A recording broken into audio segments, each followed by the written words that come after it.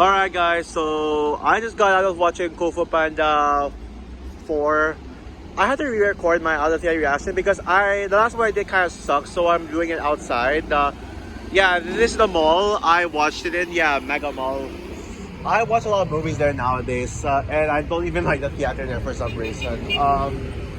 Yeah, so here's my quick out of theater reaction for Kung Fu Panda 4. Basically, I'm walking back to my campus. I have to go back to my school for something. But yeah, here's what I thought of the film.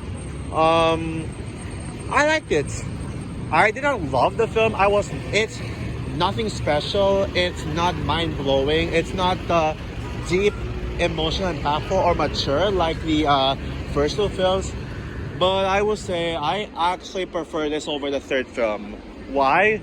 Because it actually does fix some of the mistakes in the third film. They didn't focus on the comedy this time around, overly focused.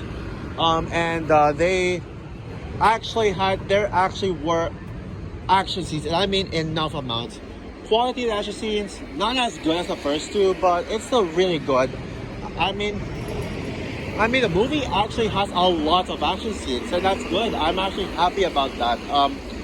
The action scenes were great. The animation is great as always, although the third film still has the best animation in the franchise.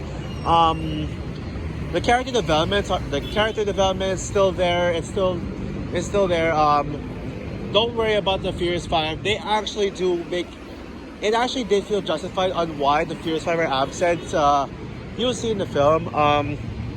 And Zen is probably my favorite Kung Fu Panda character. I love Zen. I love her character development, her arc, and don't worry about Aquafina.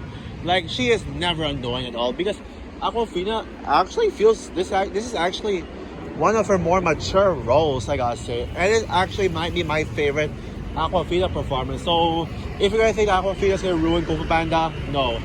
The story is also pretty good for the most part. It actually, while it is unnecessary, it actually does make sense. Yeah, this is way better than Toy Story 4, I gotta say. A hell lot better than Toy Story 4. Well, maybe not by much, but yeah, you get the point. Now, as for my flaws, the Chameleon's honestly a little bit underwhelming. I was honestly kind of underwhelmed with the Chameleon. She is a very ambitious villain, but I think that she had a lack of screen time. Yeah, the Chameleon had very little screen time, sadly. I'm kind of shocked about that.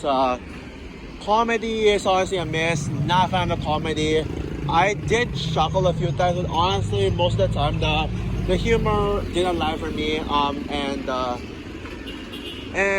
Yeah.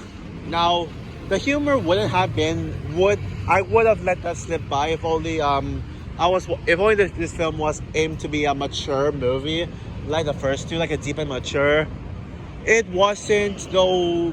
I wouldn't make that a big deal, honestly. The comedy one is a big deal. The Chameleon one, though, it's kind of a big deal because honestly, she could have been so much greater than she ever was. She could have been the best Kung Fu Panda villain, but honestly, she's not. Yeah, maybe I even say that she might be the weakest one Kung Fu Panda villain, honestly, which sucks for me to say. I don't hate the Chameleon, but yeah. Oh, and by the way, yes, it's coming from someone who defends Kai. I think Kai is an overhated villain, despite my issues with him. And yeah. So yeah, that's all I gotta say for my out of theater reaction. Yeah. Oh yeah. By the way, get your ass ready for a plot twist. There is a plot twist, by the way, in the second act. So yeah, just saying. So yeah, that's all for my out of theater reaction for Kung Fu Panda 4. Stay tuned for my full review on my channel. Hopefully tonight I can make it.